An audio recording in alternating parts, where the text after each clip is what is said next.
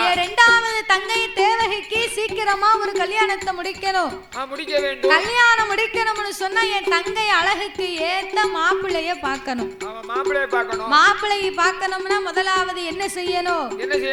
அந்த பெண்ணினுடைய ஓவிய படத்தை கொடுத்தாதான் அந்த காலத்துல மாப்பிள்ளைய பார்க்கலாம். மாப்பிள்ளை வீட்டுல கொண்டு போய் இந்த பெண்ணினுடைய ஓவியத்தை கொடுத்தாதான் பெண்ணு பிடித்திருக்கா கல்யாணம் முடிக்கலாமா அப்படின்னு ஒரு மாப்பிள்ளைய நம்ம பார்த்து கொண்டு வரலாம். இப்பவும் பெண் பார்க்க புரோக்கர் இடத்துல 1000 போட்டா இருக்கும். 1000 போட்டா இருக்கும். மாப்பிள்ளை போட்ட 1000, பெண் போட்ட 1000. ஆமா, அவரையும் எடுத்து போடுவாரு. புரோக்கர் போடுவாரு. ஆமா, இப்போ வந்து சரி போட்டோ எடுத்து காமிக்காங்க. ஆமா, அப்போ இந்த போட்டோ எல்லாம் கிடையாது பாருங்க, கேமராவும் கிடையாது. அப்போ ஓவியம் மறைந்தாதான் எந்த உருவத்தையும் பார்க்க முடியுமா? ஆமையா. அப்ப அரண்மனைக்கு 4 ஓவியரை வரவழைத்து தேவகியின் உருவ படத்தை ஓவியமாக வரைந்து அந்த தேவகியின் 4 உருவ படத்தையும் 4 மந்திரிகளுக்கு கொடுத்தார். அப்பா மந்திரிகளா, என்ன பண்ணா? 4 ஆணையை வச்சுக்கங்க. 4 ஆணை சுமக்கக்கூடிய பொன் பொருளை வச்சுக்கங்க. எண்ணி 8 நாளைக்குள்ள என் தங்கை இருக்கக்கூடிய அழகுக்கு ஏத்த மாப்பிளைய நீங்க பார்த்து கொண்டு வரணும். கொண்டு வர வேண்டும் ஐயா. அண்ணா, என்ன உங்க தங்கை தேவகிக்கு மாப்பிளை எப்படி வேணும்? எப்படி வேணும் சொல்லுங்க ஐயா. அப்பா மந்திரி, என்ன? என் தங்கை தேவகி என்ன ஒரு அழகா இருக்காளோ, எப்படி இருக்காளோ, ரொம்ப தடியும் ஆகாது, ரொம்ப பொடியும் ஆகாது. அப்ப வேற எப்படி பார்க்க? அப்ப எப்படி தான் செய்யணும் சொல்லுங்க பாப்போம். செவத்த மாப்பிளைய பார்க்கட்டுமா? செவத்த மாப்பிளை இருக்க கூடாது. அப்ப கொஞ்சம் கருப்பா பார்க்கட்டுமா? கருப்பு இருக்க கூடாது, மாநிறமா இருக்கணும். அப்ப கொஞ்சம் வளர்ந்த ஆளா பாக்குறோம். வளர்ந்த ஆள் ஆவாது. அப்ப கட்டையா இருந்தா பரவாயில்லையா? கட்டையா ஆவாது. மந்திரி, என்ன? என் தங்கை தேவகி என்ன ஒரு அழகா இருக்காளோ, தடியும் இல்ல, பொடியும் இல்ல, கட்டையும் இல்ல, நெட்டையும் இல்ல, கருப்பும் இல்ல, சிவப்பும் இல்ல. தண்டைக்கு தரமான மாப்பிளைய கொண்டு வந்து நீ இறக்கி வைக்கணும்.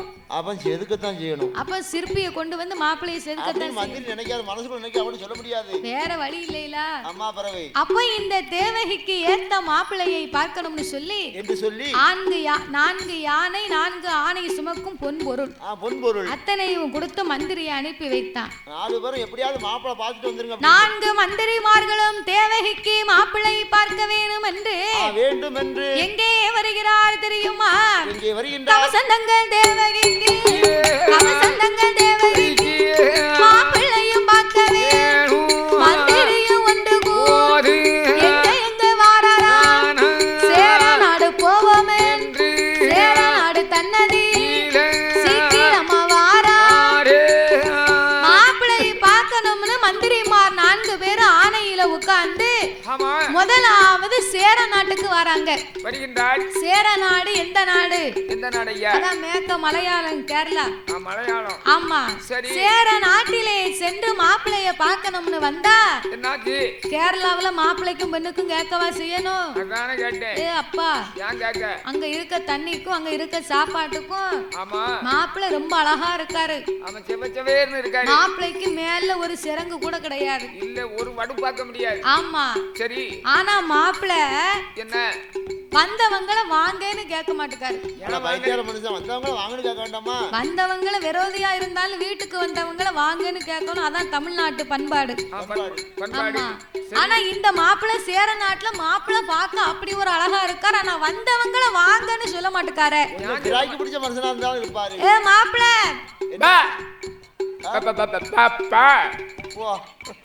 இவன் கோழி மேய்க்கத்தான் ஆவான் போலுக்கு. சாப்பிட்டியா நீ? மாப்பிள்ள கல்யாணம் முடிச்சாச்சா? இது மாடு மேய்ப்பாரு போலுக்கு. இந்த மாப்பிள்ளை நமக்கு ஆகாது. இந்த ஊம முடிவான கொண்டு போனா கம்சராச்சு நம்ம நாக்கு அறுத்து மாப்பிள்ளைக்கு ஒட்ட வச்சிருவான். நீ மாடு மேயி, அங்க போயிட்டு வரோம். இந்த மாப்பிள்ளை வேண்டாம் அப்படின்னு சேர நாடை விட்டு அடுத்த நாட்டுக்கு போவோம்னு சொல்லி 4 நல்ல மந்திரி, 4 நல்ல மந்திரி கமசந்தங்க தேவகி மாப்பிள்ளையும் பார்ப்பதே சேர நாடு தன்னை விட்டு சோழ நாடு வாராதே. சோழ நாடு வந்திறங்கி மாப்பிள்ளை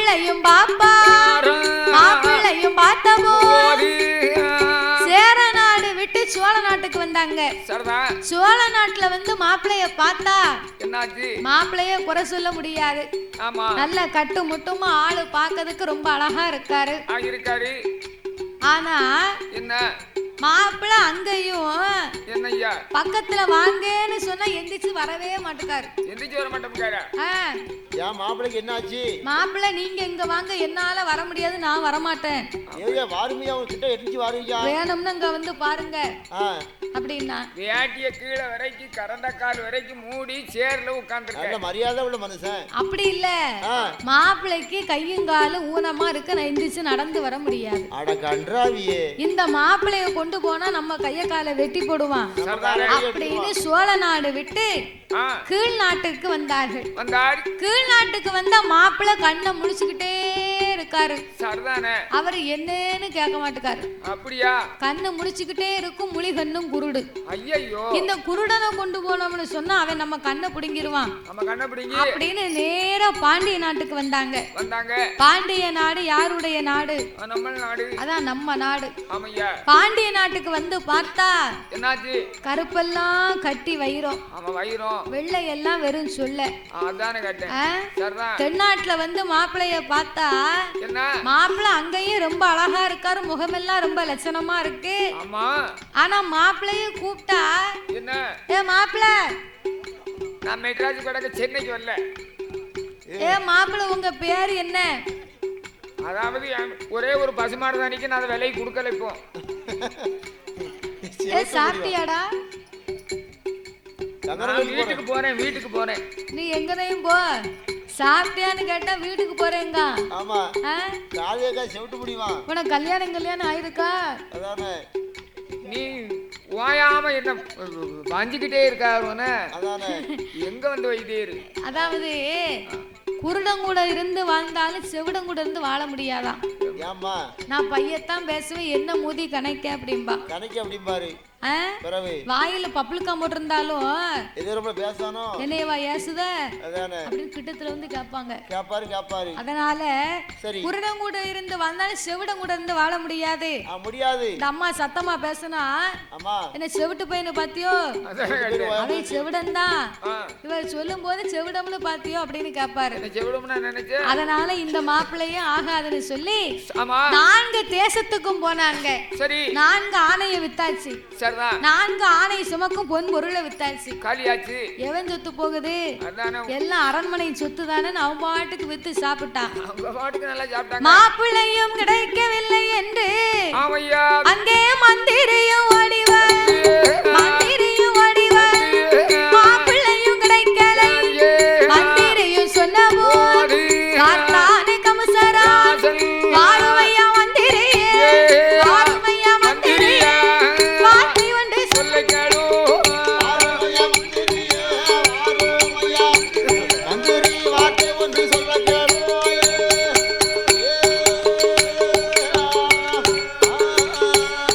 ஏ மந்திரி, 8 நாளைக்குள்ள மாப்பிள்ளைய கேட்டேன்னு இப்படி மாப்பிள்ளை இல்லேன்னு வந்து நிக்கல. அவன் எல்லா பணத்தையும் காலி பண்ணிட்டு வந்து நிக்கல. ஏ மன்னா, 4 தேசத்துக்கும் போனோம், 4 ஆணையவும் வித்தோம். மாப்பிள்ளை உங்க தங்கை அழகுக்கு ஏத்த மாப்பிள்ளை இந்த உலகத்துல இல்ல. உங்க தங்கச்சிக்கு தகுந்த மாப்பிள்ளை கிடைக்கல அப்படின்னு சொன்ன உடனே அப்பந்தான் கமுசராஜன் கவலைப்பட்டான். என் மூத்த தங்கைக்கு தான் ஒரு கல்யாணம் முடிக்க முடியல, இவளுக்காவது ஒரு கல்யாணம் பண்ணணும்னு ஆசைப்பட்டனே, கல்யாணம் ஆகுமா ஆகாதா?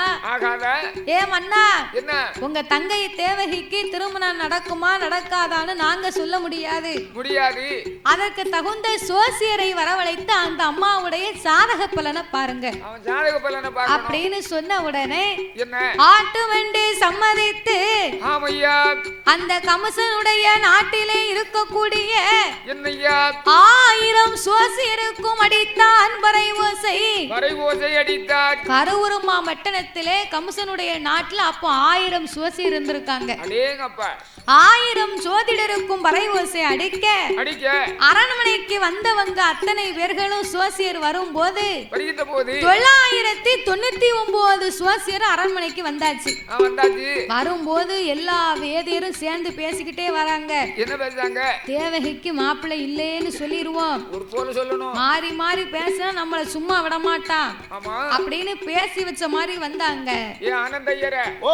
வாயை உளப்பிடுறாரோ அப்படி இப்படின்னு மாத்தி சொல்லக்கூடாது, சொல்லிடணும் அப்படின்னு வந்தவங்க அத்தனை பேரும் ஒண்ணு போல இல்லைன்னு சொல்லி வீட்டுக்கு போயிட்டான். அப்ப 999 பேருமே மாப்பிள்ளை இல்லைன்னு சொல்லிட்டாங்க. 1000வது சோசியன் எங்க அவனை கூட்டிக்கிட்டு வா அப்படின்னா அவர் ஒரு ஆளை கூட்டிட்டு வா. 1000வது சோசியர் அவர் யாரு தெரியுமா? அவர்தான் காசி பாப்பான் கல்யாணியாச்சு. காசி நல்ல பாப்பா, காசி நல்ல பாப்பா கல்யாணி ஆச்சு.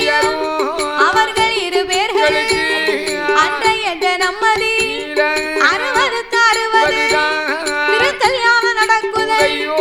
கல்யாணம் நடக்கும் போது 1000வது சோசியர் காசி பாப்பா கல்யாணி ஆச்சு. அன்னைக்கு பார்க்க அவ 2 பேருக்கும் 60ஆம் கல்யாணம் நடக்கு. ஐயரு ஆட்சிக்கு 2 முடிச்சுதான் போட்டாரு. அதுக்குள்ள மந்திரி கொண்டு வந்து மடியிலே ஓலையை போட்டார். மந்திரி கொடுத்த ஓலையை வாசித்து பார்க்க, மந்திரி கொடுத்த ஓலையை பார்க்கும் போது, நீர் சீக்கிரமா சொன்ன நேரத்துக்குள்ள வரலன்னா உங்க தலையை அறுக்கப்படும்னு போட்டிருக்கான். அந்த ஓலையை தான் பார்த்தாரு, மாலையா வடிக்காரு. அடியே கல்யாணி, நான் எனக்கு இப்பமே அரண்மனையை விட்டு போக வேணும். என்னன்னா எனக்கு மரண ஓலை வந்திருக்கம்மா. என்னன்னா நீங்க இப்படி சொல்றீர்கள்? ஏன்னா நேக்கு 2 முடிச்சு போட்டேளே, 3வது முடிச்சு நேக்கு யாருன்னா போடுவா? தம்பி போடுவான். தம்பி கிருஷ்ணய்யர் போடுவாரு. அப்பந்தானே குடும்பம் நல்லா இருக்கும். நேக்கு 2 முடிச்சு போட்டிலே 3வது முடிச்சு நேக்கு யாருன்னா போடுவா? யார் போடுவா? அடியே கல்யாணி, ஐயரே ஆத்துல போறாராம். ஆச்சு என் குடும்பி போகுதுன்னு வருத்தப்பட்டாராம். அதானே கேட்டேன். எனக்கே மரண ஓலை வந்திருக்கம்னு சொல்லுதானடி, நீ 3வது முடிச்சா கேட்க. அதானே என்ன 8 நாளைக்குள்ளே நான் திரும்பி வந்து 3வது முடித்து போடுகிறேன் அம்மா. ஆமா, 8 நாளைக்குள்ளே நான் திரும்பி வரலையானா நீ வெள்ள உடுத்திக்கம்மா, வெள்ள உடுத்திக்கம்மா, வீட்டுக்குள்ள இருந்துக்கம்மா, முக்காடு போட்டுக்கம்மா, மூளையவும் காத்துக்கம்மா, தாலிய கலத்திக்கம்மா, தாலியவும் கலத்திக்கம்மா, உன் தலைய மொட்டை அடிச்சுக்கம்மா, உன் தலைய மொட்டை அடிச்சுக்கம்மா.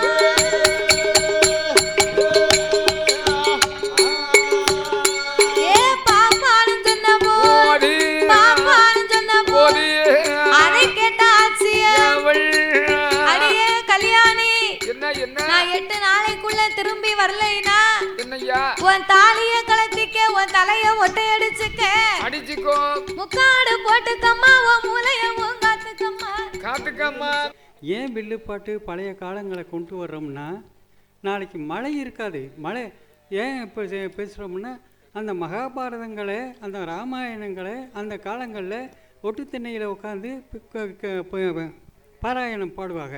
அந்த நேரம் மழை வரும். அவ்வளோ ஒரு சக்தி இருந்தது. இப்போ இந்த வில்லுப்பாட்டுக்கு சாதாரணமாக இல்லை, இது ராமருடைய வில்லுப்பாட்டு. ஆகையினால் அந்த ஆண்டவனுடைய ஒரு பழைய கலாச்சாரம்ங்கிறதுனால ரசித்து கேட்டிங்கன்னா நம்மளுடைய அங்கே ஆண்டவனை இறங்கி வந்து இங்கே பூமியை செழிக்க வைப்பார்.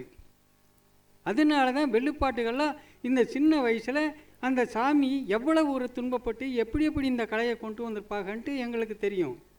இப்போ இந்த வேஷத்தில் நான் இருக்கணும்ட்டில்ல, இந்த நேரம் நான் சிறுபிராயமாக இருக்கிற போது இருந்திருந்தால் நான் ஒரு மினிஸ்டர். ஆணித்தரமாக அகந்தையில் சொல்கிறேன்ட்டு இல்லை, அத்தனையும் கடந்து கடந்து கடந்து கடந்து ஆண்டவனுடைய சித்தத்தில் வந்து உட்காந்துருக்கோம். ஆகையினால் நம்ம மக்களுக்கும் எல்லாருக்கும் சொல்லுங்கள், வில்லுப்பாட்டு உட்காந்து ரசித்து கேளுங்க. ஆண்டவா அப்படின்னு கேட்டால் நிச்சயமாக மழை கொட்டும், பூமி செழிக்கும். இப்படி இல்லாமல் இருக்க இருக்க இருக்க நாளைக்கு நமக்கு வேலையும் கிடைக்காது, ஏழை மலைக்கும் போக முடியாது, நம்ம ஏழையாகிட்டு இருக்கணும். அந்த மாதிரி கொஞ்சம் எல்லாருக்கும் சொல்லி கொடுத்து இந்த பழைய கலைகளை வந்து ஊக்குவிக்க பாருங்கள். இன்றைய காலத்து இளைஞர்கள் வந்து அந்த சிறு குழந்தைகள்லாம் இவ்வளோ தூரம் வர வர வர வர எவ்வளவு ஒரு ஆனந்தமாக இருக்குது. அங்கே ஒரு யோகாசிரியன்ட்டு ஒரு பாப்பா அது நல்ல முறையில் நல்ல வந்த பழைய பாடல்களை பாடுது. ஆகையினால இப்போ இருக்கிற கலாச்சாரங்களை கொஞ்சம் நம்ம மாற்றி கொண்டு வாங்க. அப்போ தான் நம்ம பூமி செழிக்கும், நம்ம மக்கள் செழிப்பாக, மக்களுக்கு ஒரு ஆயுள் கூடும். சரி, எல்லாரும் ஒத்துழைப்பீங்கன்ட்டு நினைக்கிறேன் சாமி. நமஸ்காரம் பண்ணி.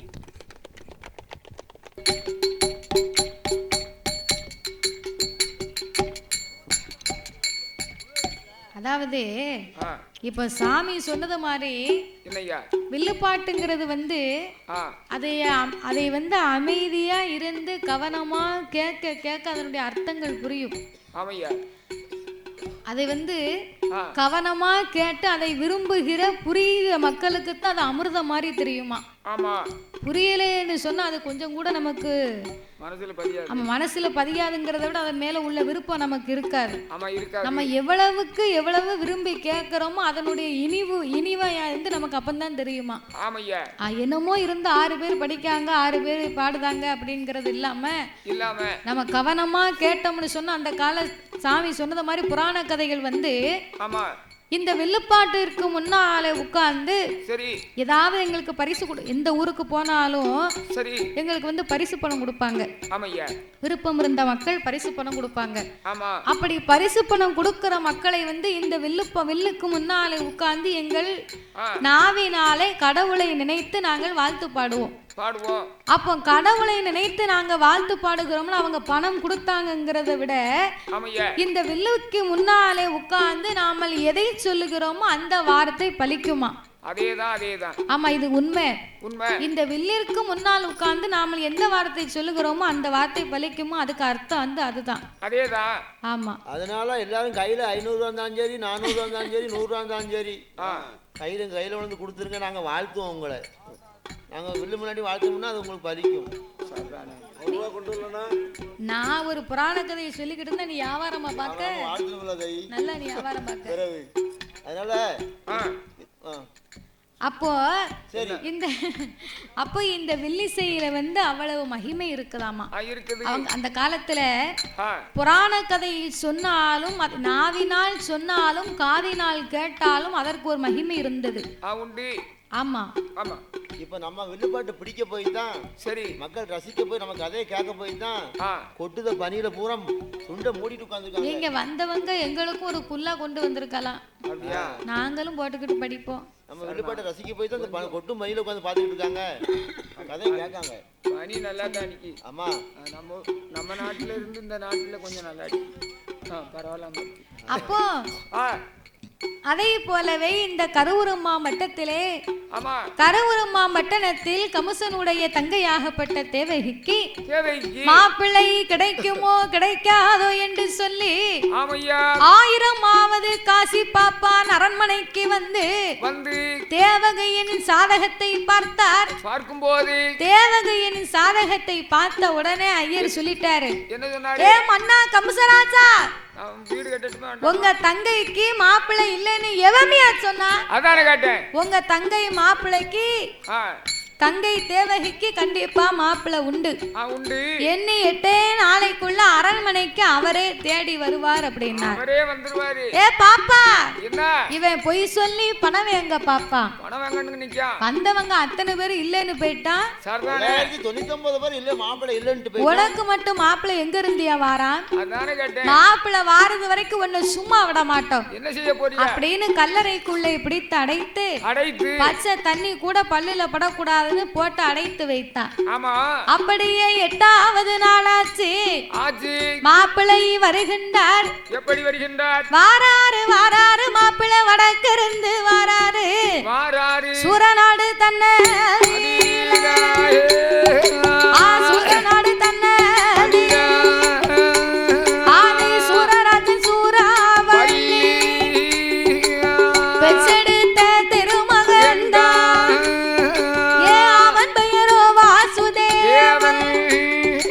வாசுதேவன் என்பவன் தான் சூரவள்ளி பெண்கொடிக்கு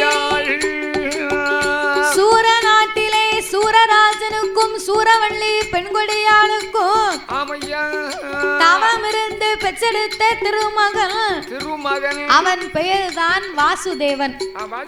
வாசுதேவன் என்னைக்கு அவங்க அம்மா வயத்திலே சனித்தாரோ 6 மாதத்திலே அவங்க அப்பா இறந்து போயிட்டார்.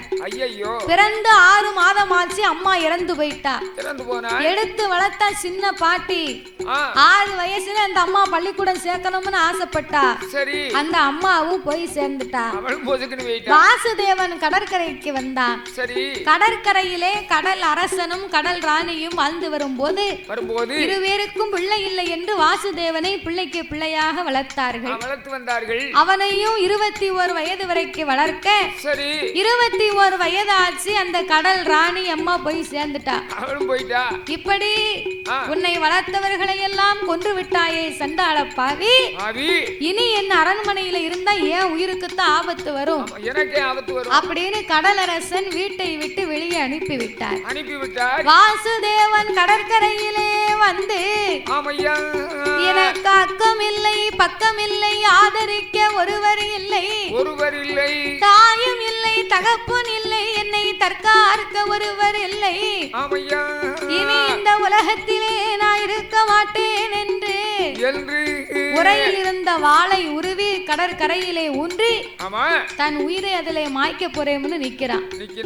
பார்த்தா ஆகாயவாணியம்மா, உனக்கு மரண யோகம் இல்லையப்பா, மாலையிடும் யோகம் இருக்கிறது அப்படின்னு வாயுதேவன் மகிமையினாலே அவனை ஆகாயமாக தூக்கி இந்த கருவூரம் மாவட்டத்தில் கமுசனுடைய அரண்மனை வாசலிலே கொண்டு வந்து விட்டாங்க. அரண்மனை வாசல்ல கொண்டு வந்து விட்ட உடனே மந்திரி மாப்பிளைய பார்த்தா யாரோ எவரோ பார்க்க சந்திரனோ சூரியனோ தெரியல, இவ்வளவு ஒரு அழகா இருக்காரு. அப்படி இந்த அரண்மனைக்குள்ளே அழைத்து வந்து விட்ட போது அப்ப கமுசமுடி ராஜமன்னே அவன் என்ன கேட்கிறான் தெரியுமா? ஏ வாரும் ஐயா பிள்ளையே, ஊரு என்ன பேரு என்ன,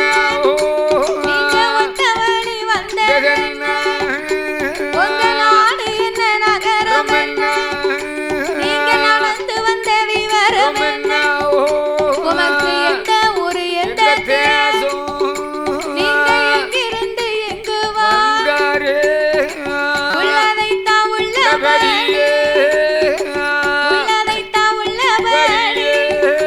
நீங்க ஒழியாம சொல்ல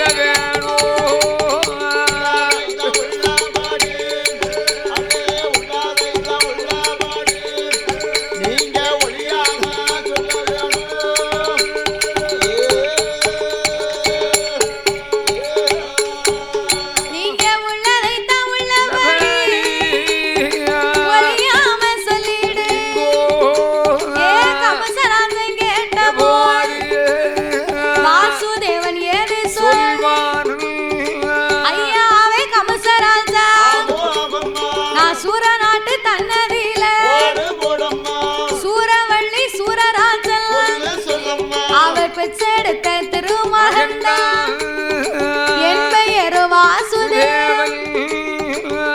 ஐயா கமுசமுடி ராஜமன்னா, சூர நாட்டிலே சூரராஜனுக்கும் சூரவள்ளி பெண்கொடிக்கு நான் தான் பிறந்த தலைமகன். நான் என்னைக்கு பிறந்தேனோ என்னை சுத்தி உள்ளவர்கள் எல்லாம் ஆண்டு மடிந்து விட்டார்கள். நானும் ஆண்டு மடியணும்னு கடற்கரைக்கு வந்து உங்க அரண்மனைக்கு வந்தேன். சூரராஜனுக்கும் சூறாவளிக்கு மகனா? மாப்பிள்ள நான் தேடிக்கிட்டு இருந்தேன். உங்க அம்மா யாரு தெரியுமா? எங்க அப்பா கூட பிறந்த சொந்த அத்தை. உங்க அப்பா யாரு தெரியுமா? எங்க அம்மா கூட பிறந்த சொந்த தாய் மாமா. சரி இருக்கட்டும் அப்படின்னு சொன்ன உடனே என் தங்கை தேவகிக்கு மாப்பிள்ளை கிடைக்காமலா நான் கஷ்டப்பட்டுக்கிட்டு இருந்தேன். என் தங்கைக்கு ஏத்த மாப்பிள்ளை நீங்களே தேடி வந்துட்டீங்களா ஐயா? அப்படின்னு வரவழைத்து அவருக்கு விருந்து உபச்சாரங்களை எல்லாம் செய்து தேவகிக்கும் இந்த வாசுதேவனுக்கும் நாள் பார்த்து தினம் குறித்து திருமணத்தை முடிக்க வேணும் வேண்டும் என்று கல்லறைக்குள்ள அடைச்சானே காசி பாப்பா. ஏ மந்திரி, பாப்பா உயிரோட இருக்காரான்னு பார்த்து கூட்டிக்கிட்டு வாங்க. அண்ணா 8 நாள் ஆச்சு, பச்சை தண்ணி கூட குடுக்கலையே. இருக்காரோ செத்து போயிட்டாரோ தெரியல. உயிரோட இருந்தா மாணிக்க மாலையை போட்டு கூட்டு வா. உயிரோட இல்லன்னா எலும்பு துண்டு இருந்தா எடுத்துட்டு வா. எலும்பு துண்டு சூப்பு போடவா? சூப்பு போட்டு குடி. எலும்பு துண்டு ஈமக்கரியை செய்வோம்யா. அப்படியே செய்த பாவத்துக்கு அதையாவது செய்து முடிப்போம் அப்படின்னு சொன்ன உடனே தங்க தாம்பூலத்திலே மாணிக்க மாலை வைத்து ஒட்டு மேல முழக்கத்தோட ஐயரை கூப்பிட வராங்க. ஐயரை கூப்பிட வரும்போது என்னாச்சு? ஒட்டு சத்தம் கேட்க கேட்க ஐயருக்கு குடலை பிரட்டுது. குடலையும் பிரட்டு எதுக்கு? மாப்பிள்ள வந்தாரோ வரலையோ, கம்சன் நம்மளை என்ன செய்ய போறானோ அப்படி என்று சொல்லி அந்த கல்லறையை திறந்த போது கொட்டி சத்தம் கேட்கும் போது அவன் குடலத்தான் பெறட்டுதையோ. அற உயிரும் குற உயிரா, அற உயிரும் குற உயிரா, அந்த அந்தனரு வாரா.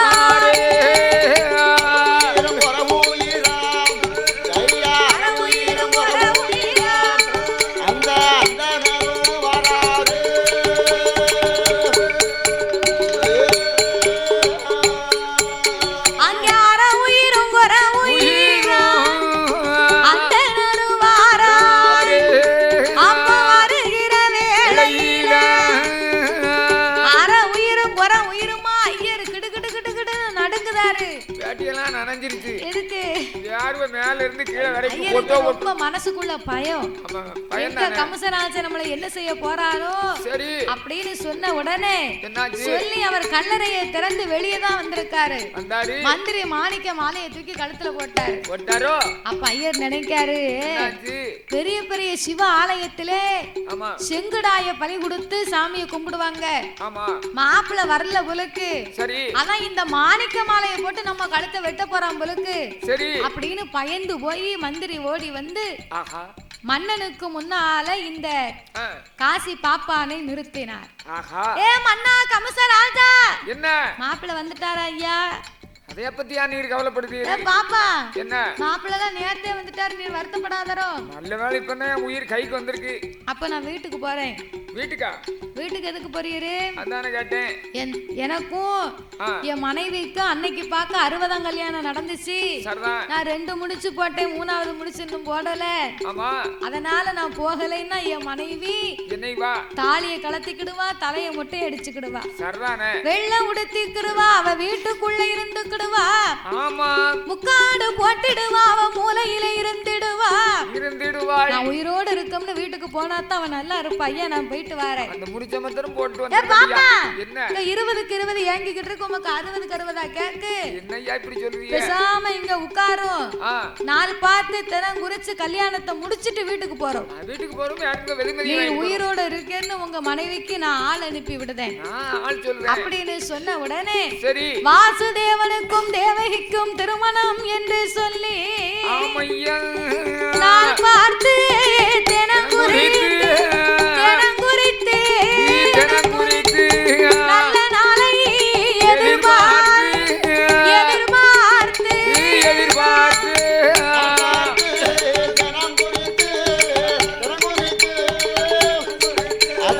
நல்ல நாளை எதிர்பார்த்து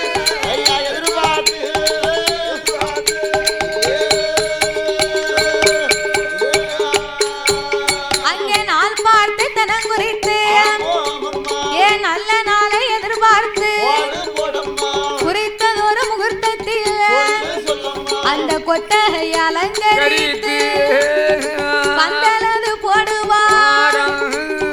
ஈச்சம்பாலை கொண்டு வந்து இருபுறமும் அலங்கரித்தார்.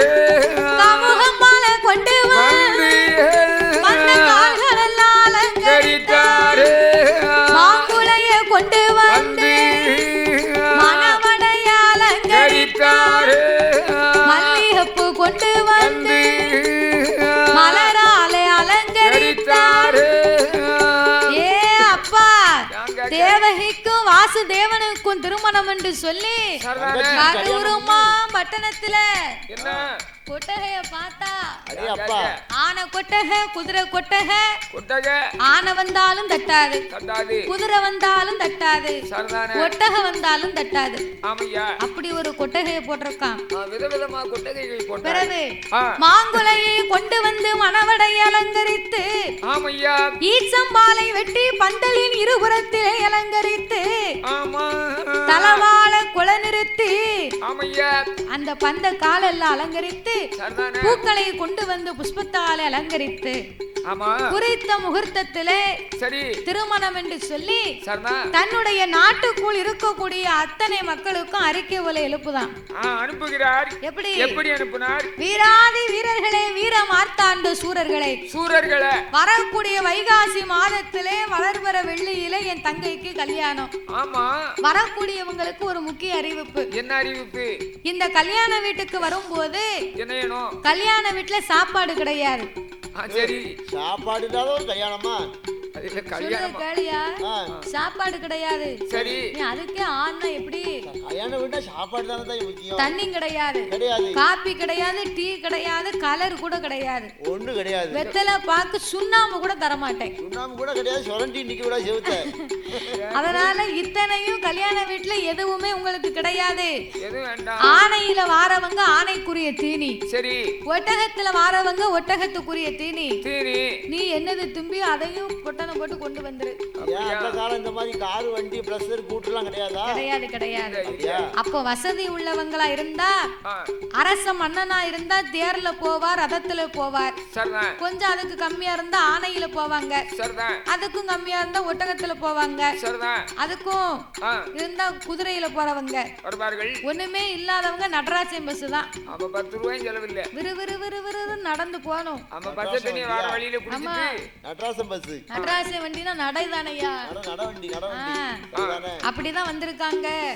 அதனால அரண்மனைக்கு வாரவங்க அவங்க சாப்பாடு கொண்டு வந்துடணும். அது இருக்கட்டும். ரெண்டாவது இன்னொரு முக்கியமான அறிவிப்பு என்ன தெரியுமா? என் தங்கச்சி கல்யாணத்துக்கு வாரவங்க 1000 பொற்காசு மொய் பணம் கண்டிப்பா கொண்டு வந்துடணும். சாப்பாடு இல்ல, ஜவியம் இல்ல, எதுவும் இல்ல, மொய் பணம் கரெக்டா கொண்டு வரணும். சாப்பாடு போட மாட்டானா மொய் செய்யணுமா? இவன் கல்யாணம் வச்சிருக்கானா கிளியாணம் வச்சிருக்கானா? அதான் எனக்கு தெரிய மாட்டேங்குது. கல்யாணமா கிளியாணமா அப்படின்னு அறிக்கை அனுப்பி 56 தேசத்துக்கு அனுப்பினா. முகூர்த்தத்தின வந்தது. சரி, கல்யாண வீட்டுல உள்ளூர் ஆளு ஒத்த ஆளு இல்ல. என்ன வரல? 1000 பொற்காசு கேட்டிருக்கான். சுவாறு கிடையாதா, கஞ்சி கிடையாதா, எவன் போவான்? இவன் கல்யாண வீட்டுக்கு நம்ம எங்க போவேன்? எங்க வீட்டுல எனக்கு பத்திரிக்கை வந்துச்சுன்னா எங்க வீட்டுல நாங்க 5 பேரு. சரி, நான் என் வீட்டுக்காரி, எனக்கு 3 பிள்ளைகள். சரி, நாங்க 5 பேரு. கல்யாண பத்திரிக்கை வந்துச்சுன்னா என்ன இல்லையா, காலையில அதிகாலை 5 மணிக்கே போயிருவோம். என்ன காலையிலயா போறியா? அப்பதான் விடிய காலை சாப்பாடு கழிக்கலாம். ஆமா, காலையில போன உடனே பொங்கல் போட்டிருப்பாங்க. நாங்க 5 பேரும் சாப்பிடுவோம். சரிதான். சாப்பிட்டு முடிஞ்சு சரி தாலி கட்ட உடனே 11:30 மணிக்கெல்லாம் பந்தி வச்சிருவாங்க. சரிதானே. நாங்க 5 பேரும் இலைய போட்டு சாப்பிடுவோம். நல்ல வயிற்றுக்கு சாப்பிடுவோம். முத பந்திலே. ஆமா. சரி, 5 பேர் கணக்கு 10 பேர் ஆச்சா? ஆமா. சாப்பிட்டுட்டு 21 ரூபா மொய் செஞ்சுட்டு சரி அரவம் காட்டாம வந்துருவோம். எவ்வளவு? 21 ரூபா. டீ பாட்டி சாயந்தரம் போல போகணும். அதுக்கு பாட்டு போகலாம்ல. போன சாயந்தரம் பார்த்தானே போவோம். அப்படி பூஞ்சி லட்டு முறுக்கு அப்புறம் முக்கியமான நாள்ல வித்தியாசமா வேற எதுவும் கொடுப்பாங்க. அப்படி நாங்க சாப்பிடுவோம். 21 ரூபா மொய் செஞ்சுட்டு காலையில 5 மணிக்கே போய் பொங்கல் வடை சாப்பிட்டுட்டு மத்தியானம் 12 மணிக்கு சாப்பிட்டுட்டு 21 ரூபா மொய் எழுதிட்டு வந்துருவாராம். அப்பமெல்லாம் 21 ரூபா பெரிய மொய். மானம் கெட்டவர சாப்பிட்ட ஒரு இலைக்கு ஒரு 50 ரூபாய் போட வேண்டாமா? கல்யாண வீட்டுல அவங்க புண்ணியம் பண்ணது சாப்பாடு போடுறாங்க. அதுக்கு மொய் கணக்கு பண்ண முடியுமா? என்ன போட்டிருக்காங்க? குடும்ப செய்தியத்தோடு வந்து எல்லாரும் வந்து குழந்தைகளையும் ஆசீர்வாதம்படி கேட்டுக்கொள்கிறோம். 2 நேரம் நல்லா சாப்பிட்டுட்டு அந்த பிள்ளைகளை ஆசீர்வாதம் பண்ணிட்டு வருவோம். அப்படி எங்க ஆசீர்வாதம் கிடைக்கணுமே. நீங்க சாப்பிடுற சாப்பாட்டுக்கு வேண்டியதான். மாதிரி ஒரு 5-6 பேர் சேர்ந்து கல்யாணத்துக்கு போனாங்கன்னு வைங்க, என்ன ஆகும்? என்னத்தையும் கொஞ்சம் இடத்தை விற்கத்தான் செய்யணும். அப்ப இந்த கம்சனுடைய அரண்மனையிலே கல்யாணம் முடிந்தது வாசுதேவனுக்கும் தேவகிக்கும். ஆமா. திருமணம் முடிந்து பார்த்தா உள்ளூர்ல ஒரு ஆளு கூட வரல. அப்ப கம்சன் நினைக்கா, எப்படி இவங்க வந்தாலும் பரவாயில்ல, வரலனாலும் பரவாயில்ல, சரி வரக்கூடிய 1000 பொற்காசு மொய் பணம்லாம் வம்பா போச்சு. அப்படின்னு சொல்லி மாப்பிள்ளையும் பெண்ணையும் அலங்கரித்த ஆணையில உட்கார வச்சான். பந்தி போஜனம் முன்னால பட்டண பிரதேசம் முன்னாலன்னு சொல்லுவார்கள். முதல்ல நமக்கு இந்த 1000 பொற்காசு மொய்ப்பணம் தான் நமக்கு முக்கியம். அப்படி என்று சொல்லி ஆனையிலே உட்கார்ந்து பவனி சுற்றி வரும்போது வரக்கூடிய வழியிலே தேவகி ஒரு கனியை கண்டார். அதுதான் அதிசய கனி. ஒரே மரத்திலே ஒரே பூ பூத்து ஒரே பிஞ்சியாகி ஒரே காயாகி ஒரே கனியாக கனிந்த பழம். அதான் மாங்கனி பசியா பழம். ஆமா, சரி. அந்த பசியா பழத்திற்காக மரத்துக்கு அடியிலே துருவாசக முனி என்று ஒருவர் தவம் இருந்து வருகிறார். தவம் முடிந்து கங்கைக்கு சென்று நீராடுவோம் என்று புறப்பட்டு போனார். அவர் போன நேரம் தேவகி அந்த கனியை கண்டார். அண்ணா, இப்பேறுபட்ட அதிசய கனி எனக்கு இப்பொழுதே வேணும்னா, உடனே வேணும்னா, தங்கைக்கு இல்லாத கனி தாரணையில் யாவருக்கும் உண்டோ என்ற அம்பாள் எய்து அதை அரண்மனைக்கு கொண்டு வந்தார். தேவகிக்கு 8 பங்காக வெட்டி கொடுத்தார். தேவகி 7 பங்கு சாப்பிட்டு முடிச்சா. 8வது பங்கு மிச்சம் இருக்கின்றது. துருவாசக முனி வந்து மரத்தை பார்த்தால் கனியை காங்கவில்லை. தன்னுடைய ஞான திருஷ்டியினால் பார்க்கும்போது 7 பங்கை சாப்பிட்டு முடித்தார் தேவகி. அப்போ கோபம் கொண்டு துருவாசக முனியாகப்பட்டவர் என்ன செய்கின்றார்? அடே கம்சராஜா, நான் தவம் இருந்த பசியா பழத்தை உன் தங்கைக்கு 8 பங்காகவா வெட்டி கொடுத்தாய்? புடி சாபத்தை. 7 பங்கை சாப்பிட்டதற்கு 7 பெண் குழந்தை பிறக்கும். 8வது பங்கிற்கு ஆண் குழந்தை மாலை சுத்தி பிறந்து மாமன் தலையை அறுப்பான் போனார். 8வது மைந்தன் மாலை சுத்தி பிறந்து மாமன் தலை அறுப்பாம்னு அசரீர் வாக்கு கேட்ட உடனே உரையிலிருந்து வாழ உருவி வாசுகிய தேவகி வெட்ட போறம் நிக்க இந்த கம்சை. அப்ப மந்திரி சொன்னார், மன்னா கம்சா, மனக்கோலத்தில் பிணக்கோலத்தை காண்க கூடாது. அந்த குலப்பாவை நம்மள கூப்பிட்டு கொடுக்கும். அதெல்லாம் நமக்கு தேவையா? நம்ம அரண்மனையில எத்தனை கல்லறை இருக்கு, அதுக்குள்ள 2 பேரையும் வேற வேற கல்லறையில பிரிச்சு வைங்கன்னார். ஆட்டு வண்டி சம்மதித்து அப்படியே ஆட்டு வந்து வாசுகி தேவனை தேவகிய வாசுதேவர் வெவ்வேறு கல்லறை இருவேர் அடைத்து வைத்த வேளையில் 2 பேரையும் ஒவ்வொரு கல்லறையில அடைச்சு தேவகிக்கு ஒரு தாய் கிழவியை காவலாக வைத்தா இந்த கம்சராஜன். தேவகியை காவலாக வைக்கணும்னு சொல்லி தாய் கிழவிக்கு ஒரு 100 வயசு இருக்கும் பாத்துக்கோ. 100 வயசு இருக்கும். ஆமா, அந்த தாய் கிழவிக்கு உட்கார்ந்து வெத்தலை இடித்து வாயில போடுவதற்கு ஒரு கட்டு வெத்தலை, சுப்பி சுண்ணாம்பு, ஏழ்பானம் போயில, அது போக 100 கிராம் களிப்பாக்கு இத்தனையும் கொடுத்து கையில 41 கல்ல பிறக்கி கொடுத்தான். 41 கல்லு எரியதுக்கா? எதுக்கு? இல்ல கல்ல கொடுத்தாரு. 41 கல்லு ஏன் கொடுத்தான்னா, 41 நாள் வரைக்கும் 2 பேருக்கும் பச்சை தண்ணி கூட கொடுக்க கூடாது. அவன் 41ஆம் நாளையில செத்துட்டாங்கிற செய்தியை மட்டும் என்கிட்ட சொல்லு. கிழவியை ஏன் வச்சாங்க தெரியுமா? நல்ல ஒன்ன மாதிரி கொழுப்புள்ள ஆளா இருந்தா நல்லா சாப்பிடும், நைட்டு படுத்து உறங்கிடுவான். இவ தாய் கிழவினா கொழுப்பு இல்லாத தாய் கிழவி. தோலுக்கு எலும்புக்கும் தொந்தம் இல்லாம முள்ளி பிடிக்க சதை இல்லாம உடம்புல ரத்த ஓட்டமே இருக்காது.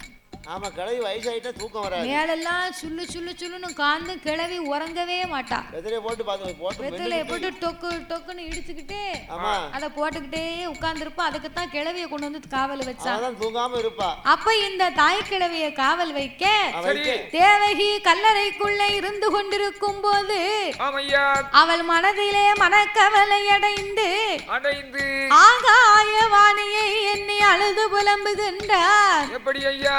ஏ ஆகாயவாணியம்மா, ஆகாயவாணியம்மா, உன்னை போல பெண்ணல்ல, பெண்ணுக்கு மனமிறங்கி பிழை மோசம் செய்யவே மாலையிட்ட தோசம் உண்டு, மன்னன் முகம் பார்க்கவில்லை, தாலியிட்ட தோசம் உண்டு, கணவன் முகம் பார்க்கவில்லை, பூ முடித்த தோசம் உண்டு, பூ முடித்த தோசம் உண்டு, பூமான் முகம்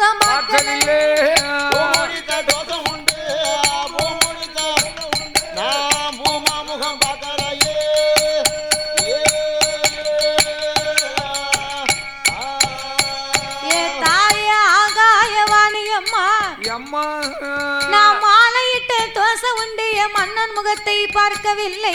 இல்லையே. நான் பூ முடித்த தோசமுண்டு என் பூமான் முகத்தை பார்க்கவில்லை. இல்லையே.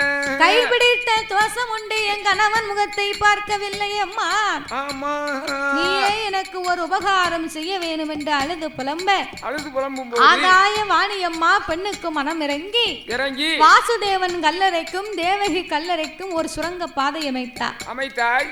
அப்போ தேவகி வாசுதேவனை காண வேண்டும் என்று ஓடி வந்து வாசுதேவனை கண்டு கட்டி அணைத்து அவர் வயிறு பசியை தீர்க்க வேண்டும் என்று சொல்லி கல்யாணம் முடித்து கல்யாண சாப்பாடு கூட நம்ம கையால போடல அவர் பட்டினிலாம் இருப்பாரு அப்படின்னு சொல்லி தேவகி கடவுளை மனதிலே நினைத்து தான் அணிந்திருக்கக்கூடிய பட்டாடை முந்திய கிழிச்சாள். அவரை உட்கார வச்சு முன்னால விரிச்சா.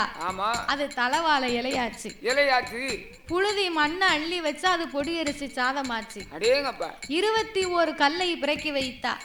அது 21 வகை கூட்டு கறியாச்சு. கையை இளம்பினா சாம்பாரு ரசம் மோரு பாயாசம் வந்தது. கையை தட்டினா அப்பளம் வந்தது. ஆமா இத்தனை வைத்து தன் கணவனுக்கு சாப்பாடு கொடுக்க வாசுதேவன் மொத்தமாக பிசைந்து மொத்தம் 3 உருண்டையாக்கினார். 2 உருண்டையை சாப்பிட்டார். அதுக்குள்ள 3.25 நாளிகை நேரம் முடிஞ்சு போச்சு. மீதம் வைத்திருந்த இந்த எச்சிய அருந்திய மகிமையினால அவர் கணவன் வைத்திருந்த எச்சிய அருந்திய மகிமையினாலே அன்றைய நாள் முதலாக ஆண்டவனுடைய அருளாலே அந்த தேவகியா பெண்கொடியானவள் அவள் அன்று மாதம் குளிமரன் அதுவே குளி கற்பமான் முச்சும் குளிமரன் முழுகாமை இருப்பான் தங்கையவன் குளிமறந்து அவன் 40 நாள் கற்பமான்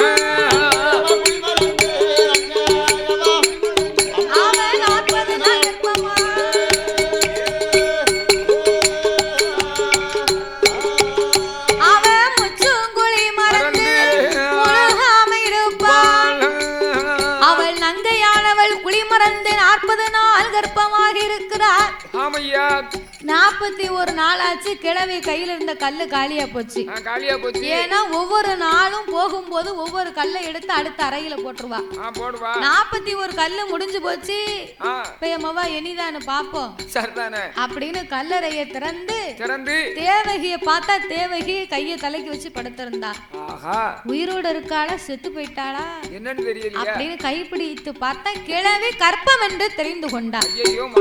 ஏ சண்டாளப்பாவி என்னடி மோசம் நடந்தது என்கிட்ட உண்மையை சொல்லுன்னா தேவகியானவர் கிழவி இந்த மாதிரி விவரம் அப்படியா இப்படித்தான் நடந்துச்சு. 10 மாசம் ஆகி நான் பிள்ளைய பெத்து எடுத்து என் நாட்டுக்கு போகும்போது கிழவி உன்னை பிள்ளை எடுக்க நான் கூட்டு போறேன். உனக்கு வேண்டிய சாப்பாடு சம்பாத்தியத்தை உனக்கு தாரேன் அப்படின்னு சொன்ன உடனே கிழவி நான் பொண்ணுக்கு பொண்ணு புறம் பேசுவனாட்டி உன்னை பத்தி நான் பேசவே மாட்டேன்னா அவட்ட சொல்லி முடிச்சு நேர கம்சங்கிட்ட வந்துட்டான்.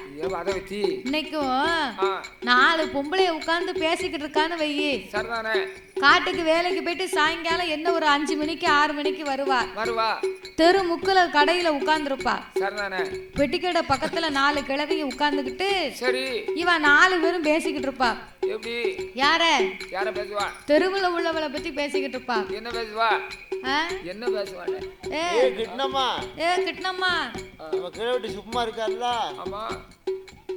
அவளும் அந்த தெற்கு வீட்டு தெய்வான புதுசா இருக்கான் பாரு. ஆமா கணேசன் அவன் ஊரை விட்டு ஓடி போயிட்டாங்க. உடனே உனக்கு வேலையை கழுதைய பாரு அப்படின்னு அடுத்த வீட்டை பத்தி இங்க பேசிக்கிட்டு இருப்பா. சரி இவன் 4 பேரும் பேசிக்கிட்டு இருக்கும்போது அதுல ஒருத்தி சொல்லுவா.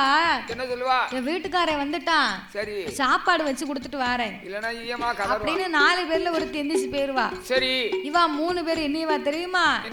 எந்திரிச்சு போனா பாரு அவளை பத்தி இவா 3 பேரும் பேசிக்கிட்டு இருப்பா. என்ன சொல்லுவா? என்ன பேசுவா? ஆமா, இவ பெரிய பத்தினி, அதானே கேட்டேன். அவளை பத்தி இவ பேசிக்கிட்டு இருக்கா. அதேதான் அப்படின்பா. சரி, இவ 3 பேர்ல ஒருத்தி எந்திரிச்சு போனா, இவ 2 பேரும் போனவ 2 பேரையும் சேர்த்து பேசிக்கிட்டு இருப்பா. சேர்த்து பேசுவா. பொண்ணுக்கு பொண்ணு பெரும் பாசமாட்டமுங்க. ஆமா, பிறகு கண்டா காமாட்சிங்க, காங்கலன்னா மீனாட்சின்றவா. மீனாட்சின்னு சொல்லுவா. ஒருத்தி எந்திரிச்சு போனா அவளை பத்தி சொல்லுவா. இதே சுவாலி தான் பத்துக்கோ. அப்பா இவ புருஷன் இவ வாய் தாங்க முடியாத இவளை விட்டு ஓடி ஒரே கோழு குண்டாமட்டி. அப்போ அத மாதிரி சரி, அத மாதிரி பல மாதிரி பேசுறாங்க. அத மாதிரி இந்த கிழவி நேரா கம்சங்கிட்ட போய் நடந்த உண்மையை சொன்னான். ஏய் தாய் கிழவி, என்ன தேவகியை வர சொல்லு, நான் கொன்று போட போறேன்னா. அடே அப்பா கம்சராஜா, என்ன கிழவி, நாம இப்பொழுதே எதுவும் செய்ய வேண்டாம். 10வது மாசத்துல பிள்ளை பிறக்கும். கொப்புல் கொடி அறுக்காம உன்கிட்ட கொண்டு வந்து கொடுப்பேன். அந்த பிள்ளைய வளர்த்தாலும் கொன்னாலும் உன் பொறுப்புடா, இப்ப எதுவுமே செய்யாத அப்படின்னா. ஆட்டு வெண்டு சம்மதித்து இதுல கோட்டை விட்டுறாத. விடல விடல. அப்படியே ஆட்டு வெண்டு ஆட்டு வெண்டு அவன் ஒட்டு நல்ல மாதமாச்சு, 2 நல்ல மாதமாச்சு, அவன் இளமுடம்பு சூலானா, அவன் 5 நல்ல மாதமாச்சு, அரவயிரும் பூரணமா, அவன் 7 நல்ல மாதமாச்சு, எம்பிழப்பு அதிகமானா, அவன் 8 நல்ல மாதமாச்சு, இட்டு முட்டா வருகுதென்பாள், அவன் மாங்காயா தேங்காயா, மலையில் உள்ள புளியங்காய் அழுக்காருக்கு தெரியாமல் அடுப்பு சாம்பல் திம்பாள், எதுக்காருக்கு தெரியாமல் எரிச்சாம்பல் திம்பாள், 9 மாதமா அவ ஓலை போல சொல்லலுவாள், அவ 10 நல்ல மாதமா 10 நல்ல மாதமாச்சு, தேவகி பரிபூரண கர்ப்பமா.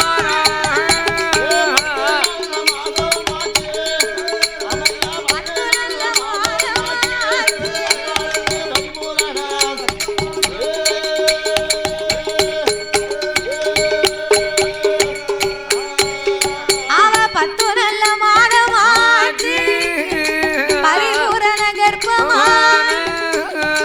இப்படியா இருக்கும்போது தேவகியா திருவயேச்சு, 10 மாதங்கள் முச்சும் வச்சு பரிபூரண கர்ப்பமாகிருந்தா. அவள் 10வது மாதத்திலே வாதம் கொண்டு வயருளைந்து பெண் குழந்தையை பெற்றெடுத்தார். பெண் குழந்தை வந்து பிறந்தவுடனே பெண் குழந்தை வந்து பிறந்தவுடனே கிழவி கொப்புல் கொடி அறுக்கல, குளிப்பாட்டல, நீராட்டல, சேனை ஊட்டல. கொப்புல் கொடி இருக்கா பிள்ளை சத்தம் போட்டுரும்னு சொல்லி யாருக்கும் தெரியாம கம்சனிடத்திலே கொண்டு வந்து கொடுத்தாள். சண்டாள பாவி அத பிள்ளைன்னு பார்த்தானா, பிள்ளையின் 2 காலையும் பிடித்து குரு குரு குரு என்று சுத்தி அரண்மனை நடை கல்லில ஓங்கி ஒரு அடி அடித்தான். பிள்ளை விடல தேங்காயா செதறி போச்சு. அடிக்க பிள்ளை பொறுக்கும் ஐயா. இதை போலவே 7 பெண் குழந்தை பிறந்தது. 7 பெண் குழந்தைகளை இப்படியே கொன்று போட்டான் சண்டாளை. 7 பெண் குழந்தையின் உயிராகப்பட்டது திருப்பாறு கடலிலே என்பெருமானுக்கு முன்னால் வந்து நின்று 7 உயிரும் கண்ணபுரானுக்கு முன்னால மன்றாடி நிக்கி அங்க இங்கு அலை பாயுது. அங்க இங்கு அலை பாய்ஞ்ச உடனே கண்ணை பார்த்தார். 7 உயிரையும் இப்படி கொன்று போட்டானே சண்டாள பாவி, இவனை நாம சும்மா விட கூடாது என்று சொல்லி அந்த கம்சனை வதை முடிக்க வேண்டும் என்று தேவகி திருவயசில் கண்ணனே 8வது மைந்தனாக பிறக்க வேண்டும் என்று நாமளே தேவகி வயத்திலே 8வது மைந்தனாக பிறக்கணும்னு சொன்னா நம்ம தங்கை பார்வதி நமக்கு உபகாரம் செய்வதற்கு வேணும் அப்படின்னு சொல்லி தங்கையாகப்பட்ட பார்வதியை வரவழைத்தார். அம்மா பார்வதி, நான் கருவுருமா பட்டணத்தை ஆளும் கமுசனை வதை முடிக்கணுமானா நான் தேவகி திருவயசில் 8வது மைந்தனாக பிறப்பேன். எனக்கு பதிலாக துஷ்ட நிக்கிறதை நிஷ்ட பரிகாரம் செய்யும் பொருட்டு நீ எங்கே பிறக்க வேண்டும் தெரியுமா? எம்ம நாட்டிலையும் நல்ல நாடு, நாட்டிலையும் நல்ல நாடு, ஆதிநாவலர்கள் புகழும் நாடு, ஆயர்வாடி பட்டணத்தில், ஆயர்வாடி பட்டணத்தில் பார்வதி அவதாரம் செய்ய வேண்டும்.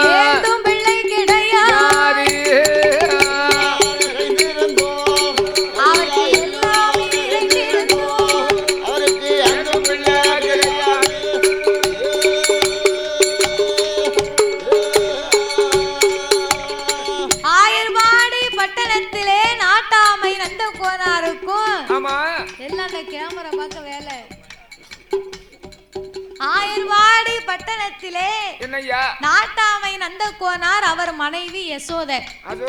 அவங்க 2 பேருக்கும் இல்லாத செல்வாக்கே கிடையாது.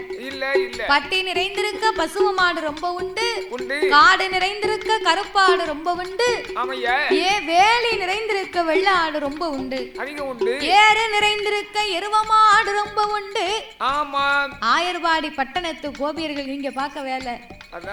ஆயர்வாடி பட்டணத்துல கோபியர்கள் வந்து உட்கார்ந்து மோர் கடைவதற்கு முக்காலி பொன்னாலயம், இருந்து மோர் கடைவதற்கு இருப்பு சேரு தங்கத்தால. அப்ப எவ்வளவு வசதியா இருந்திருக்காங்க. எனக்கு தெரிய 17 ரூபாய்க்கு தங்கம் வித்துச்சு. ஒரு கிரானா ஒரு பவுனா? ஒரு கிராம். ஒரு கிராம். ஆமா. இப்போ ஒரு கிராம் எவ்வளவு? 8000 கூடயா? 8000 தாண்டிச்சோம்ல. தாண்டிச்சோம். எவ்வளவு? சரி, தங்கம்னு சொல்லிக்குடுவோம், வேங்கன முடியாது. எனக்கு 2 பொட்ட பிள்ளை இருக்கு. மூத்த பிள்ளைக்கு தங்கம்னு பேர் விட்டு வச்சிருக்கேன். ரெண்டாவது பிள்ளைக்கு வந்து கோல்டு தங்கம்னு பேர். ஆமா.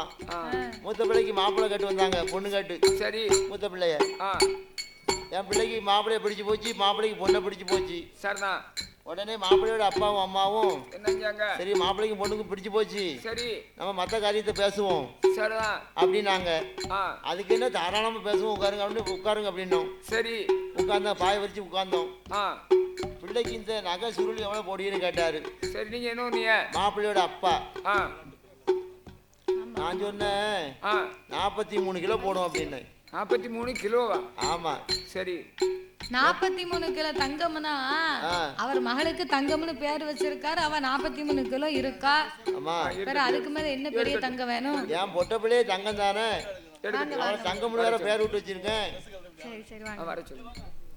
இப்படி ஆயர்வாடி பட்டணத்திலே சரி நாட்டாமை நந்த கோனாருக்கும் யசோதை பெண்குடியாளுக்கும் பிள்ளை இல்லாமலே கவலை கொண்டிருப்பதனால பார்வதி நீயே அவர்களுக்கு பெண் குழந்தையாக பிறக்க வேண்டும். என்னை கொண்டு வந்து அங்கே போட சொல்லி உன்னை கொண்டு வந்து இங்கே போட சொன்னா கமசராசன் பெண் குழந்தை நீ பிறந்திருக்கிறே என்று உன்னை விட்டு விடுவான். ஆயர்வாடி பட்டணத்திலே கண்ணனாக இருந்து நானே கமசனை வதை முடிப்பேன் என்று சொல்ல ஆட்டும் என்று சம்மதித்து அந்த தேவகி திருவயச்சிலே யசோதை திருவயச்சிலே கண்ணபுரா எப்படி அவதாரம் செய்ய போறார் தெரியுமா? நாராயணன் பிறக்க போறார், அவர் நாட்டு துயர் தீர்க்க போறார், என் கண்ணே வந்து பிறக்க போறார்,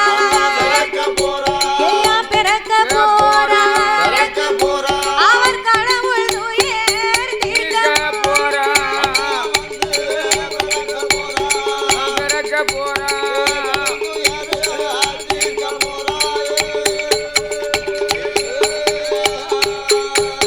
அங்கே அச்சுதனார் பிறக்க போறார், அரணார் துயர் தீர்க்க போறார், அங்கே தேவகிக்கு கண்ணன் வருமாதோ, யசோதைக்கு சக்தி வருமாதோ. தேவகி திருவயச்சிலே கண்ணபுரான் அவதாரம் செய்த போது ஆயர்வாடி வட்டணத்தில் யசோதை திருவயச்சில் சக்தியும் கருவாக சனித்தார். அங்கும் இங்குமாகவே கருவாகவே சனித்த போது அங்கே தேவகிக்கு கண்ணன் 2 மாதம், அங்கே யசோதைக்கு சக்தி 2 மாதம், தேவகிக்கு கண்ணன் 4 மாதம், யசோதைக்கு சக்தி 4 மாதம், அப்போ தேவகிக்கு 5 மாதம், யசோதைக்கு சக்தி 5 மாதம், தேவகிக்கு கண்ணன் 8 மாதம், யசோதைக்கு சக்தி 8 மாதம், 10 மாதம் முச்சும் பெற்று அங்கே முச்சும் பெற்று பரிபுரங்கள் போமான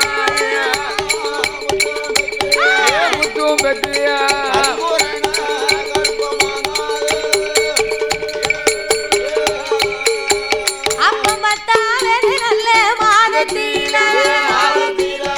பரிபுரண கர்ப்பத்தில 10 மாதம் முச்சும் பெற்று பரிபூரண கர்ப்பமாக இருக்கும் போது அந்த தேவகி திருவயச்சிலே கண்ணன் 10 மாதம் ஆயர்வாடி வட்டணத்தில் யசோதை திருவயச்சில் சக்தியும் 10 மாதம். அப்ப அன்னைக்கு இரவு இன்னைக்கு இரவு கண்ணை பிறக்கணும். இன்னைக்கு ராத்திரி கண்ணன் பிறப்பதற்கு முன்னால கண்ணபுரான் வாசுதேவனுடைய கனவிலே தோன்றி அப்பா வாசுதேவா நானே இன்னைக்கு தேவகி திருவயச்சில் உனக்கு 8வது மைந்தனாக நான் பிறக்க போகிறேன். நான் பிறக்கும் போது ஆயர்வாடி பட்டணத்தில் யசோதை திருவயச்சிலே கண்ணை வந்து பார்வதி வந்து பிறப்பா. என்னை கொண்டு போய் யசோதை பக்கத்திலையும் பார்வதியை கொண்டு வந்து தேவகி பக்கத்திலையும் போட்டு விட வேண்டும் அப்பா. பார்வதி பெண் குழந்தைன்னு கம்சை விட்டுருவான். நான் கண்ணனாக ஆயர்வாடி பட்டணத்தில் இருந்து இந்த கம்சனை வதை முடிப்பேன் அப்பா அப்படின்னு சொன்ன உடனே ஆட்டு வெண்டி சம்மதித்து இருக்க அது 10 மாதம் முச்சும் பெற்று பரிபூரண கர்ப்பத்தில இரவு நல்ல நேரத்தில கமசன் தங்கை தேவகியா அடிதொடியா வயருளைந்து ஆண் குழந்தை பெற்றெடுத்தார்.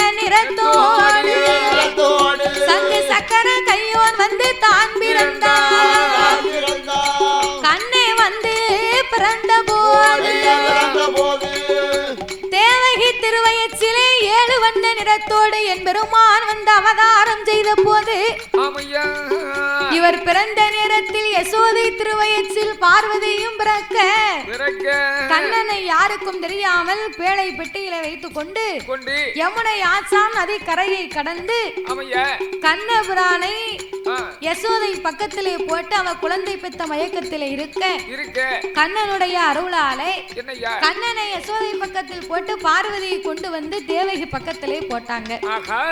இரவு நேரத்தில் இது யாருக்கும் தெரியல. அப்ப இப்படி இருந்த உடனே என் பெருமானாகிய கோபால கண்ணே தேவகி திருவயசிலே வந்து பிறக்கவில்லை என்று பார்வதி தான் பிறந்திருக்கிறாள் என்று கம்சராஜன் தெரிந்து 8வது ஆம்பளை பிள்ளை பிறக்கும்னு சொன்னாங்க. பொட்ட பிள்ளை பிறந்திருக்கு. அப்ப இந்த பிள்ளை நம்மளை எதுவும் செய்யாதா?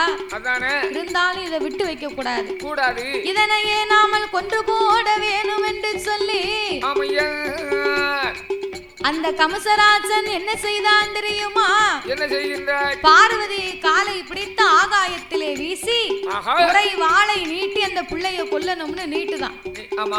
அப்ப ஒரே வாளை நீட்டி கொல்லணும்னு நீட்டும் போது சக்தியை கொல்ல முடியுமா? மார்பிலே ஓங்கி ஒரு எத்து எத்தினான். உன்னை வதை முடிக்க எங்க அன்னை ஆயுர்வாடி பட்டணத்திலே வளர்ந்து வருகிறார். நான் மறுபடியும் கன்னியாக அவதாரம் செய்ததனால கன்னியா குமரியிலே கன்னி பகவதியாக நான் அமர்ந்திருப்பேன். அங்க வந்து என்ன பாருங்க அப்படின்னு அன்னைக்கு போய் உட்கார்ந்தாவதான் கன்னி பகவதி அம்மா. அப்படி அந்த எம்பெருமான் கோபால கண்ணன் ஆயுர்வாடி பட்டணத்தில் நாட்டாமை நந்த கோனாருக்கு யசோதைக்கு மகனாகவே வந்து பிறந்தார் என்று சொல்லி அங்கே கூடி வந்த பெண்கள் எல்லாம்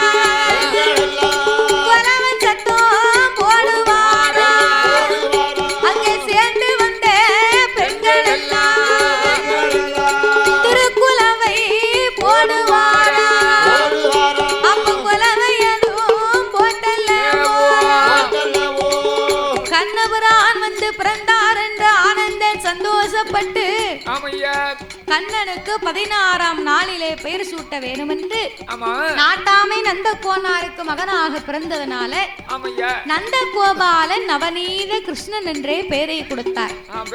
நந்த கோபாலன் நவநீத கிருஷ்ணன் என்று பெயர் நாமத்தை சூட்ட கண்ணபுரானை கொல்லுவதற்காக கம்சராஜன் பூதகியை அனுப்பி வைத்தார்.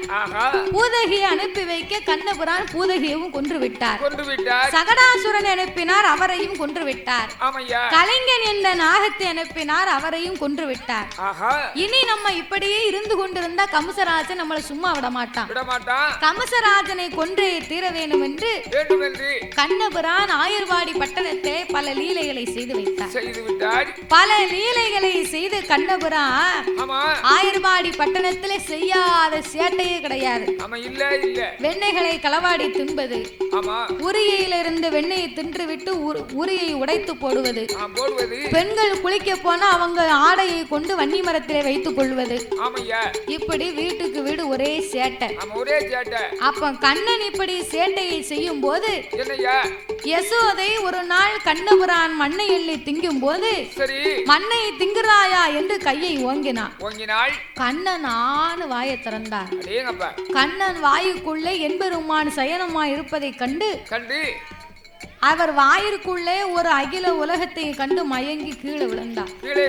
மறுபடி எந்திரித்தவா கண்ணன் தான் நமக்கு மகனாக பிறந்திருக்கிறார் என்று கையெடுத்து வணங்கி தாங்கள் அவதரித்த விவரம் என்னவென்று கேட்டபோது கம்சனை வதை முடிக்க நான் எடுத்தேன் இந்த கண்ணன் அவதாரம்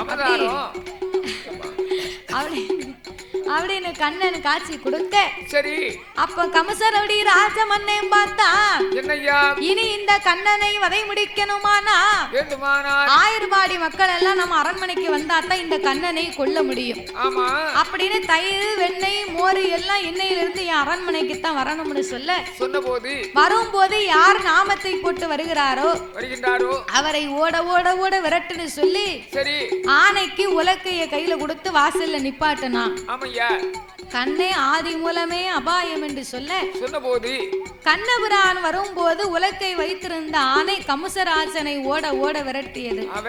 அப்போ ஓட ஓட விரட்டும் போது வாராலே கண்ண கம்சராஜனை விரட்ட கண்ணபிரான் ஓங்கி ஒரு எத்தினார். அங்க போய் விழுந்தான் கம்சன். அந்த கம்சராஜனை வதை முடிக்க வேண்டும் என்று கையிலே வைத்திருந்த சங்கு சக்கரங்களை கொண்டு அந்த சக்கராயுதத்தை ஏவல் செய்து அந்த கஞ்ச கம்சனை தான் வதை முடித்தார். வதை முடித்தார். கண்ணனான கோபாலன்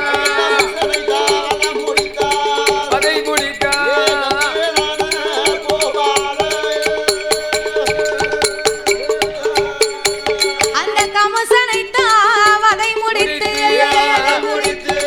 கண்ணபிரான் வாராரு. கஞ்ச கம்சனை வதை முடித்து கண்ணனாகப்பட்டவர் தேவகிக்கும் வாசுதேவனுக்கும் அந்த கரூரமா பட்டணத்தை பட்டம் சூட்டி வைத்து ஆயர்வாடி பட்டணத்து மக்களுக்கு என்னை வளர்த்த உங்களுக்கு நான் மகன்தான், என்னை வளர்த்த உங்கள் குடும்பத்தை வாழையடி வாழையாக வாழ வைத்து உங்க ஆடு மாடுகளை பெருகச் செய்வேன் என்று கண்ணபிரானாகப்பட்டவர் ஆயர்வாடி பட்டணத்திலே அவதாரம் செய்து திருப்பாறு கடலிலே வைகுண்டபதியிலே பாமா ருக்மணி சமேதராகவே போய் அமர்ந்தார்.